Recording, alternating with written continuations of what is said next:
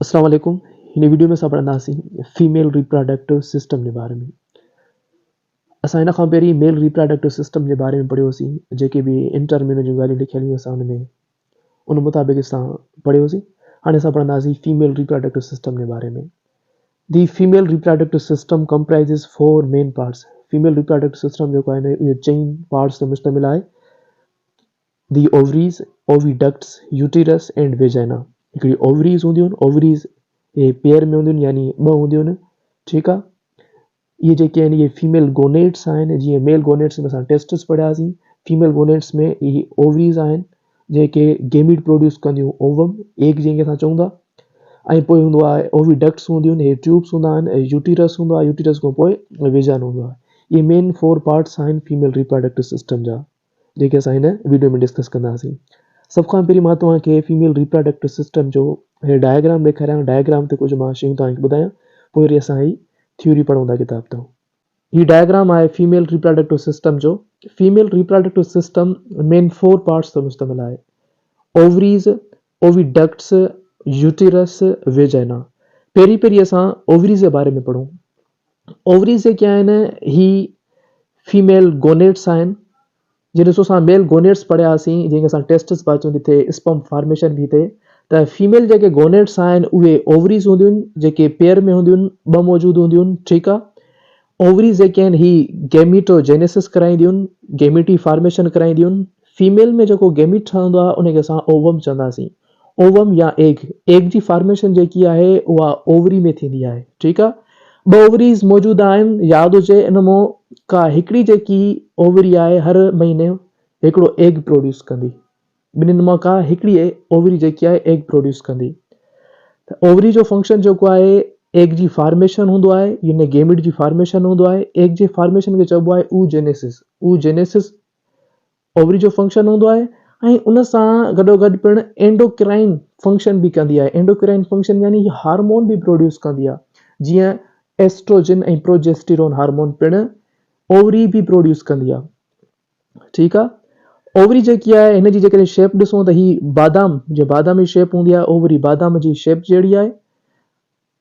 जेकॾहिं लेंथ ॾिसूं त लेंथ जेकी आहे 2 खां 4 सेंटीमीटर ओवरी जी लेंथ थींदी आहे। ही ओवरी जेकी आहे हिन यूटेरस सां अटैच थियल हूंदी आहे कुझु लिगामेंट जे ज़रिए। ठीकु आहे। उनखे असां ओवेरियन लिगामेंट चवंदासीं। सही आहे। कुझु टिश्युनि जे ज़रिए इहे ओवरी यूटेरस सां अटैच थियल हूंदी आहे। सही आहे। जेके 2 ओवरीज़ आहिनि अटैच थियल हूंदियूं आहिनि यूटेरस सां, छाजे ज़रिए? लिगामेंट जे ज़रिए। उनखे असां ओवेरियन लिगामेंट चवंदासीं, जेके ओवरी खे यूटेरस सां कनेक्ट कंदा आहिनि। ओवरी पिणु हिन ट्यूब सां बि कनेक्ट थियल हूंदी आहे। हिन ट्यूब खे चइबो आहे फेलोपियन ट्यूब या ओविडक्ट। लिगामेंट जे ज़रिए ओवरी पिणु हिन सां कनेक्ट थियल हूंदी आहे। यादि हुजे, ओवरी जो फंक्शन छा हूंदो? मेन गेमीट जी फॉर्मेशन कराइणु। ठीकु आहे। त हितां एग जेको आहे ओवरी मां रिलीज़ थींदो आहे, हिन जॻह ते ईंदो आहे। पोइ इहो एग जेको आहे वरी हिन ट्यूब में दाख़िल थींदो आहे। हिनखे असां चवंदासीं फेलोपियन ट्यूब या ओविडक्ट। हाणे असां फेलोपियन ट्यूब जे बारे में पढ़ूं, या जंहिंखे असां ओविडक्ट था चऊं। फेलोपियन ट्यूब या ओविडक्ट जेके आहिनि इन जो पेयर मौजूदु हूंदो आहे, यानी 2 ट्यूब मौजूदु आहिनि। ॾिसो, ये ओविडक्ट जेकी आहे हिन जी लेंथ जेकी आहे उहा 10 सेंटीमीटर हूंदी आहे। ओविडक्ट जी लेंथ 10 सेंटीमीटर हूंदी आहे। ओविडक्ट ये जेको ट्यूब तव्हांखे नज़र अचे थो, इहो हिकिड़े पासे ॾों हिन यूटेरस सां अटैच थियल हूंदो आहे, ॿिए पासे ॾों बिल्कुलु फ्री हूंदो आहे। सही आहे। हीअ जेके तव्हांखे फिंगर लाइक स्ट्रक्चर नज़र अचनि थियूं, इहे हिन सां अटैच, ओवरी सां अटैच न आहिनि थियल। त हीअ जेको हिसो हूंदो आहे यूटेरस, हुनजो फेलोपियन ट्यूब जो, हीअ बिल्कुलु फ्री हूंदो आहे। ऐं हीअ हिसो जेको आहे यूटेरस सां अटैच थियल आहे। यूटेरस जे पासे असां ॾिसूं त हीअ जेको हिसो तव्हांखे नज़र अचे थो फेलोपियन ट्यूब जो, हिनखे असां चवंदासीं एस्थमस। ठीकु आहे। हीअ पार्ट जेको आहे हिनखे असां चवंदासीं एस्थमस। उन खां वरी पोइ आहे एम्प्यूला। इन पार्ट खे असां चवंदासीं एम्प्यूला। एम्प्यूला खां पोइ वरी पार्ट आहे इनफंडिबुलम। इनफंडिबुलम पार्ट में इन हिसे में तव्हांखे फिंगर लाइक स्ट्रक्चर नज़र अचनि थियूं, इनखे चइबो आहे फिम्बरी या फिम्बराए। ओवरी जे जॾहिं मेच्योर या ग्राफियन फॉलिकल मां एग रिलीज़ थींदो आहे, यानी ओवरी मां जॾहिं एग रिलीज़ थींदो आहे, जंहिंखे असां सेकेंडरी oocyte चवंदा आहियूं, इहो सेकेंडरी oocyte रिलीज़ थींदो आहे। इहो secondary oocyte in finger like structure जे ज़रिए सक कयो वेंदो आहे हिन ट्यूब में अंदरि, ओविडक्ट में अंदरि। सही आहे। हिन फिंगर लाइक स्ट्रक्चर जे ज़रिए, जंहिंखे असां फिम्बरी था चऊं, इहे छा कंदा? इन एग खे कैप्चर कंदा इन बॉडी कैविटी मां, ठीकु आहे। ही सॼो जेको हिसो चौराइबो बॉडी कैविटी चौराइबो, ही जेको तव्हांखे हिसो नज़र अचे थो न बॉडी कैविटी, एग रिलीज़ थींदो हिते ईंदो बॉडी कैविटी में, पोइ हे छा कंदा, जेके फिम्ब्राए हूंदा उहे हिन एग खे सक कंदा, हिनखे कैप्चर कंदा, इन फेलोपियन ट्यूब में अंदरि दाख़िल कंदा। इन फेलोपियन ट्यूब में वरी जेकॾहिं मेटिंग थींदी त पोइ स्पर्म सेल ईंदा आहिनि। स्पर्म सेल जेके आहिनि उहे हिन फेलोपियन ट्यूब वटि ईंदा। इन स्पर्म सेल सां एग जेको आहे हिन फेलोपियन ट्यूब वटि मिलंदो, यानी हिते फर्टिलाइज़ेशन थींदी। फर्टिलाइज़ेशन जेकी आहे उहा ओविडक्ट में थींदी आहे या फेलोपियन ट्यूब में थींदी आहे।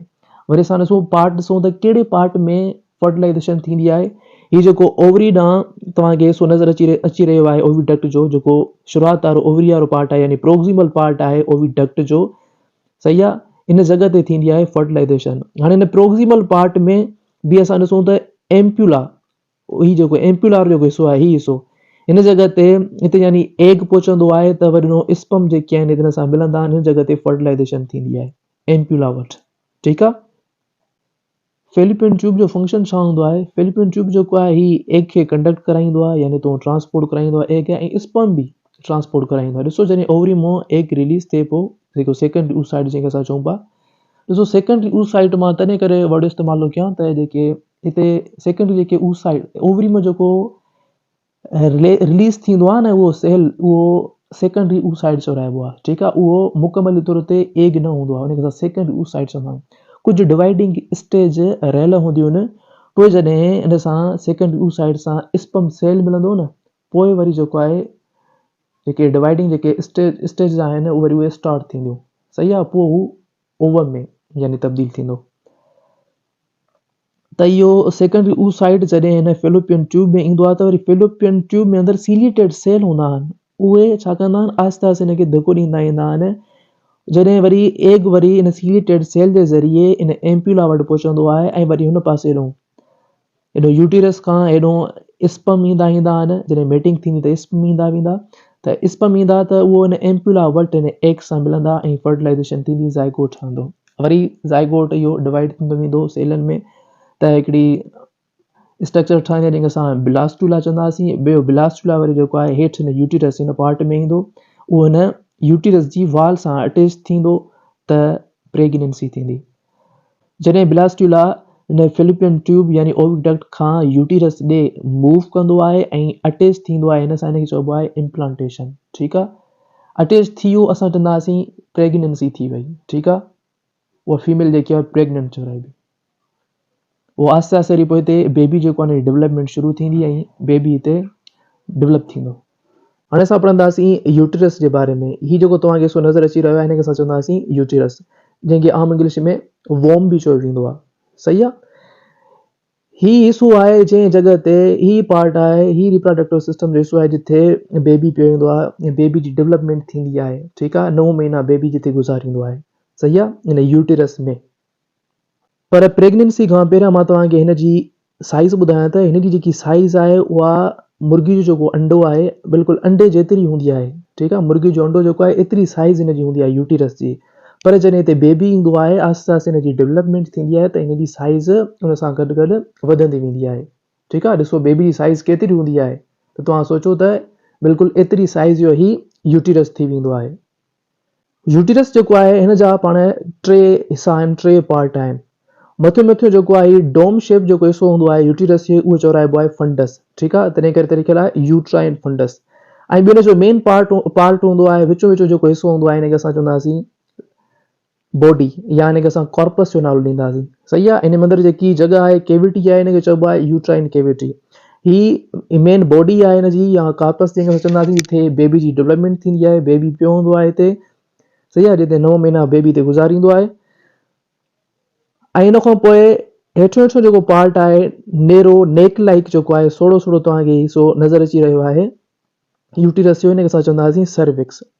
सर्विक्स ही जेको पार्ट आहे यूटिरस जो, हिते हिन वटि स्ट्रॉन्ग स्पिनेक्टर मसल्स पिया हूंदा आहिनि। मां तव्हांखे हिकिड़ो हिन जो फंक्शन ॿुधायां त हिन वटि स्ट्रॉन्ग स्पिनेक्टर मसल पिया हूंदा आहिनि, जेके छा कंदा आहिनि, जॾहिं बेबी जी डेवलपमेंट थींदी आहे, बेबी आहिस्ते आहिस्ते वधंदो वेंदो आहे, त बेबी जो जेको आहे वज़न बि वधंदो वेंदो आहे। बेबी जेको आहे पर माउ जे पेट में ई पियो ईंदो आहे 9 महीना, ठीकु आहे। बेबी जो वज़न वधी वियो आहे, बेबी जेको आहे हितां डिसअटैच थी सघे थो ऐं बेबी जेको आहे किरी सघे थो, यानी मिसकैरेज थी सघे थी। सही आहे, वज़न जो वधी वियो आहे, पर हिते स्पिनेक्टर मसल्स, स्ट्रॉन्ग स्पिनेक्टर मसल्स मौजूदु हूंदा आहिनि सर्विक्स वटि, जेके छा कंदा आहिनि, इन बेबी खे किरण न ॾींदा आहिनि, कंट्रोल कई बीठा हूंदा आहिनि उनजे वज़न खे। जेकॾहिं हिते सर्विक्स वटि स्ट्रॉन्ग मसल्स न हुजनि हा त बेबी जेको आहे उहो मिसकैरेज थी वञे हा। ठीकु आहे। ऐं ॿियो मां सर्विक्स जो तव्हांखे फंक्शन ॿुधायां। सर्विक्स जेको आहे हिकिड़े क़िस्म नेरो माना पाथ हूंदो आहे, रस्तो हूंदो आहे जेको यूट्राइन केविटी ऐं वेजाइनल केविटी खे कनेक्ट कंदो आहे, या यूटिरस ऐं वेजाइना खे कनेक्ट कंदो आहे। ऐं इन सर्विक्स ऐं इन वेजाइना जे ज़रिए, सर्विक्स ऐं वेजाइना जे ज़रिए जेको आहे हे बेबी जेको आहे हितां हुनजी डिलीवरी थींदी आहे। हे ॿई जेके आहिनि बर्थ केनाल तौर ते बि कमु कंदा आहिनि। ठीकु आहे, इहो हुनजो इहो फंक्शन आहे हिते। ऐं ॿियो डायग्राम में असांखे वाल थो ॿुधाए, यूटिरस जी वाल आहे। इन वाल में असां ॾिसंदासीं त इहे यूटिरस जी वाल 3 लेयर ते मुश्तमिल आहे। ॿाहिरियों जेको लेयर हूंदो आहे हिनखे असां चवंदासीं पेरीमेट्रियम। आउटर लेयर जेको आहे यूटिरस जी वाल जो, उहो चवाइबो आहे पेरीमेट्रियम। ऐं इन खां पोइ विचों लेयर मौजूदु आहे, हिनखे असां चवंदासीं मायोमेट्रियम। मायो वर्ड मसल खे ज़ाहिर थो करे। मायो जेको आहे मिडिल लेयर हूंदो आहे यूटिरस जी वाल जो। हिन मायोमेट्रियम में स्मूथ मसल्स मौजूदु हूंदा आहिनि। सो चाइल्ड जी जेमहिल बर्थ थींदी आहे, बर्थ जो टाइम थींदो आहे, त ओॾी महिल माउ में लेबर यानी पेन प्रोड्यूस थींदो आहे। पेन प्रोड्यूस थींदो आहे, उहो मसल्स जी कॉन्ट्रेक्शन जे ज़रिए पेन प्रोड्यूस थींदो आहे, जॾहिं ऑक्सीटोसिन हार्मोन रिलीज थींदो आहे ऐं यूटिरस जे मसल्स ते एक्ट कंदो आहे। उहे मसल्स कहिड़ा हूंदा आहिनि, किथे पिया हूंदा आहिनि, मायोमेट्रियम में स्मूथ मसल पिया हूंदा आहिनि। ऑक्सीटोसिन उते एक्ट कंदो आहे ऐं कॉन्ट्रेक्शन थींदी आहे ऐं लेबर प्रोड्यूस थींदो आहे, यादि हुजे। ऐं यूटिरस वाल जो इनर लेयर जेको हूंदो आहे हिनखे असां चवंदासीं एंडोमेट्रियम। अंदरियों जेको तव्हांखे लेयर नज़र अचे थो हिनखे असां एंडोमेट्रियम चवंदासीं। यादि हुजे, असांजे मेंस्ट्रुअल साइकिल में इन जे बारे में पढ़ंदासीं, अरर हिन जो ज़िक्र थींदो एंडोमेट्रियम जो। सही आहे, इनर लेयर जेको हूंदो आहे। हिन इनर लेयर में म्यूकस मेम्ब्रेन मौजूदु हूंदी आहे, हिते म्यूकस मौजूदु हूंदो आहे। ठीकु आहे। ऐं उन सां गॾु ब्लड वेसल्स बि मौजूदु हूंदियूं आहिनि एंडोमेट्रियम में, छाकाणि त हिते हिन जी वॾी तयारी कई वेंदी आहे एंडोमेट्रियम खे वाक़ई हिते प्रेपेयर कयो वेंदो आहे, छाकाणि त हिते बेबी अचिणो आहे, हिनजी बेबी जी डेवलपमेंट थियणी आहे। एंडोमेट्रियम जेको आहे हाईली वेस्कुलराइज़्ड हूंदो आहे। सही आहे, हिते घणियूं ब्लड वेसल्स सप्लाई थियल हूंदियूं आहिनि। ओके, ही यूटिरस जी वाल जा लेयर हुया, पेरीमेट्रियम, मायोमेट्रियम, एंडोमेट्रियम। हाणे असां लास्ट पार्ट पढ़ूं फीमेल रिप्रोडक्टिव सिस्टम जो, वेजाइना। वेजाइना जेको आहे हिनखे असां बर्थ केनाल चवंदासीं, जंहिंजे ज़रिए बेबी जी बर्थ थींदी आहे। सही आहे। ऐं इन वेजाइना जे ज़रिए जेको आहे स्पर्म सेल खे रिसीव कयो वेंदो आहे। सही आहे। हिन जो जेको फंक्शन हूंदो आहे ही इस्तेमालु थींदो आहे, used for reception of sperm. Sperm खे रिसीव करण बि वेजाइना जो फंक्शन हूंदो आहे। हितां ई स्पर्म रिसीव कया वेंदा आहिनि, उहे वरी वेंदा आहिनि इन फेलिपियन ट्यूब में, हिन जॻह ते फर्टिलाइज़ेशन थींदी आहे। ओके। ऐं ॿियो जेको आहे वेजाइना जेकी आहे, हितां ई जेके आहिनि मेंस्ट्रुअल साइकिल में जेके मेंसेस यानी जेके ब्लडिंग आहे, ब्लडिंग जेकी आहे उहा पिणु हितां थींदी आहे, यानी हितां गुज़रंदी आहे वेजाइना में। सही आहे, पाथ आहे, रस्तो आहे। ओके। हाणे असां थ्योरी पढ़ूं त हुन में छा छा लिखियलु आहे हिन ओवरी जे बारे में। ठीकु आहे, जेकी ॿियूं एक्स्ट्रा ॻाल्हियूं आहिनि असां वरी थ्योरी में डिस्कस कंदासीं। बाक़ी मां तव्हांखे डायग्राम में ॿुधायां त ओवरी किथे आहिनि, ओविडक्ट किथे आहे, यूटिरस किथे आहे। सही आहे, वेजाइना किथे आहे। हाणे असां बुक तो रीड करे ॾिसूं फीमेल रिप्रोडक्टिव सिस्टम। पहिरियों आहे गोनेट्स, ओवरीज़ जेके आहिनि। फीमेल जेके ओवरीज़ आहिनि उहे एब्डोमिनल केविटी में मौजूदु हूंदियूं आहिनि। फ्लैंकिंग यानी एब्डोमिनल केविटी जो जेको हेठियों हिसो आहे उते मौजूदु हूंदियूं आहिनि। इहे अटैच थियल हूंदियूं आहिनि मीज़ेंट्री सां। मीज़ेंट्री टिश्यू आहिनि ऐं यूटिरस सां अटैच थियल हूंदियूं आहिनि। यूटिरस सां मां तव्हांखे ॿुधायमि त ओवरियन जेके लिगामेंट आया उहे ओवरी खे अटैच कंदा आहिनि यूटिरस सां। Each ovary is enclosed in a tough protective capsule. हर हिकु जेकी ओवरी आहे उहा इनक्लोज थियल हूंदी आहे प्रोटेक्टिव कैप्सूल सां, ऐं उन में केतिरा ई फॉलिकल्स मौजूदु हूंदा आहिनि। मां तव्हांखे फॉलिकल जे बारे में ॿुधायां त फॉलिकल हूंदा छा आहिनि। फॉलिकल लफ़्ज़ जे माना आहे लिटिल बिग। फॉलिकल छा हूंदो आहे, ग्रुप हूंदो आहे सेलनि जो जेको इनक्लोज कंदो आहे केविटी खे। यानी ॾिसो, हे चोतरफ़ सेल मौजूदु हूंदा ऐं विच ते केविटी मौजूदु हूंदी, हिनखे असां चवंदासीं फॉलिकल। हाणे ओवरी में केतिरा ई फॉलिकल मौजूदु हूंदा आहिनि, पर ओवरी में जेको फॉलिकल मौजूदु हूंदा आहिनि उन जे विच में एग सेल पियो हूंदो आहे। अ follicle consists of one egg cell surrounded by one or more layer of follicle cells which nourish and protect the developing egg cell. हाणे फॉलिकल जेके ओवरी में पिया हूंदा आहिनि उनमें उन्हनि जे विच में हिकिड़ो सेल पियो हूंदो आहे, हिनखे असां एग सेल चवंदासीं, ठीकु आहे। उन जे चौधारी हिकु या हिक खां वधीक लेयर मौजूदु हूंदा आहिनि फॉलिकल सेल्स जा, ठीकु आहे, जेके छा कंदा आहिनि, नोरिश कंदा आहिनि ऐं न्यूट्रिशन प्रोवाइड कंदा आहिनि ऐं प्रोटेक्शन कंदा आहिनि एम्ब्रियो खे, या सॉरी एग खे।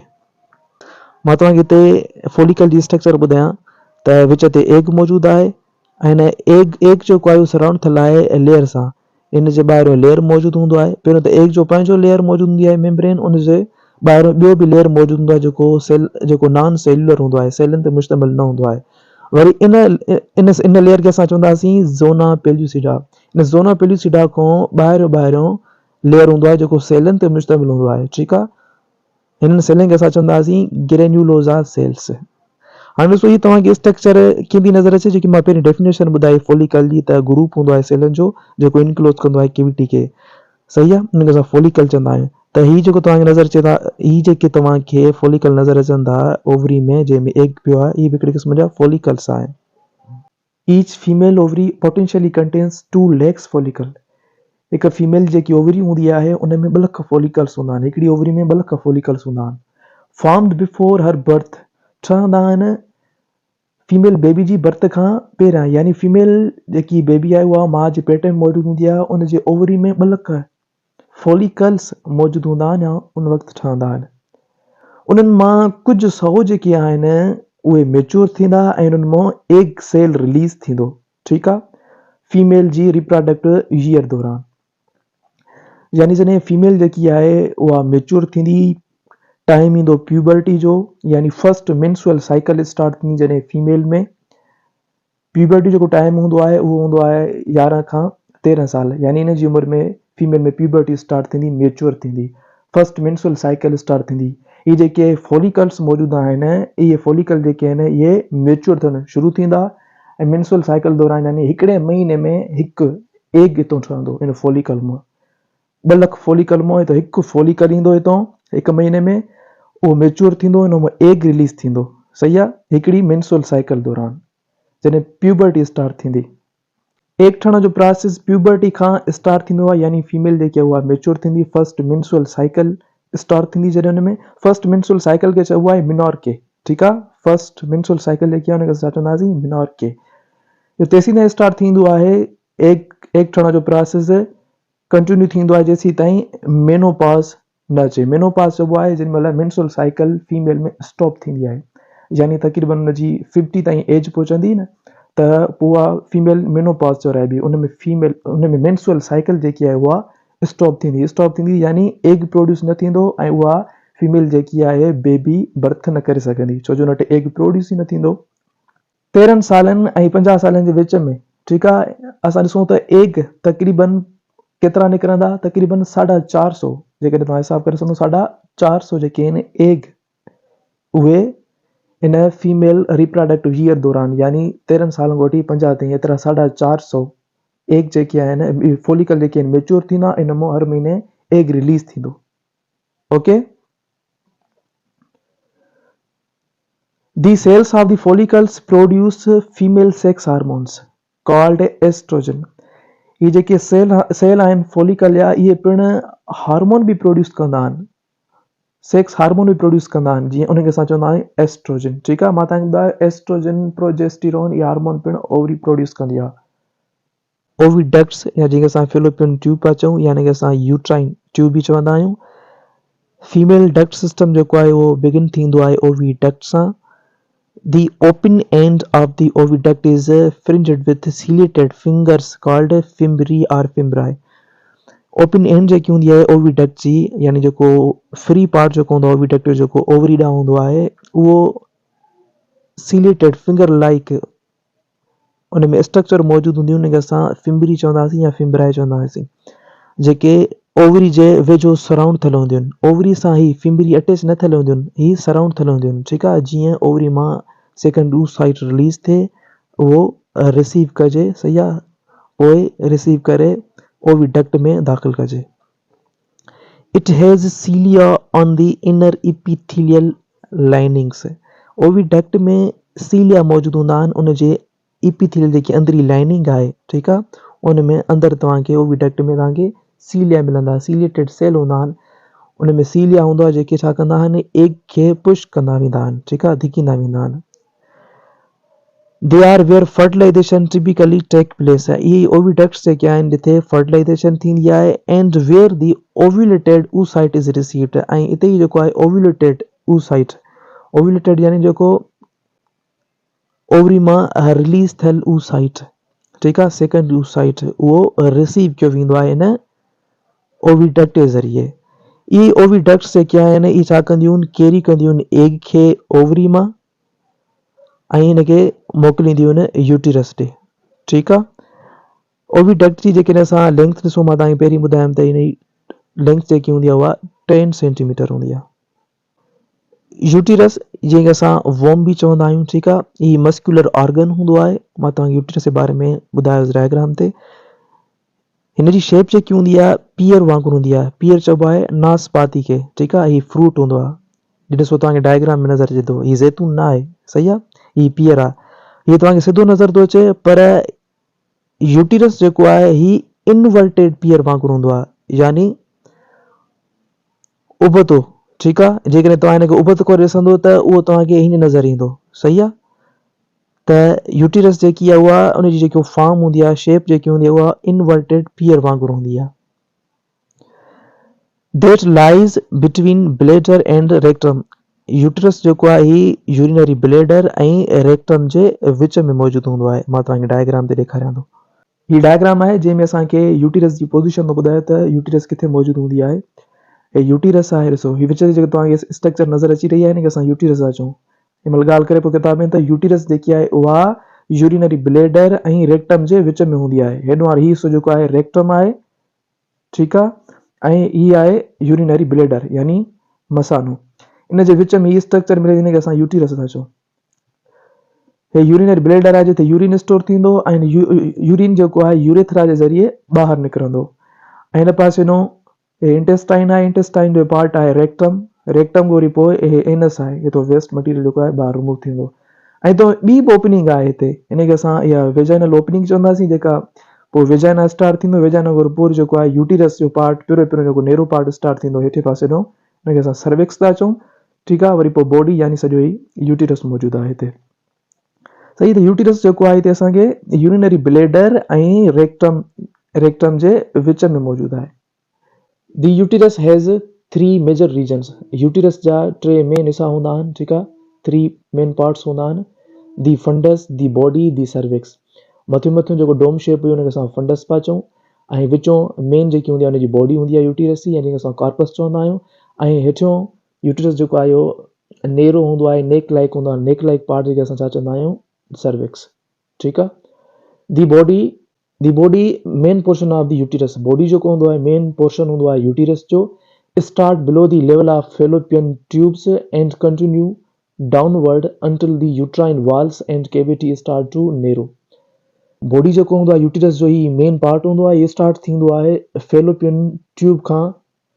फेलोपियन ट्यूब यानी जिथे दाख़िल थींदा आहिनि यूटिरस हट, हितां स्टार्ट थींदो आहे इहो बॉडी पार्ट, ऐं इहो तेसीं ताईं ऐं कंटिन्यू थींदो आहे डाउनवर्ड तेसीं ताईं यूट्राइन वाल ऐं जेकी यूट्राइन जी कैविटी आहे उहा नेरो न थिए। वरी पोइ हिन खां पोइ नेरो पार्ट ईंदो आहे, उहो चवराइबो आहे सर्विक्स।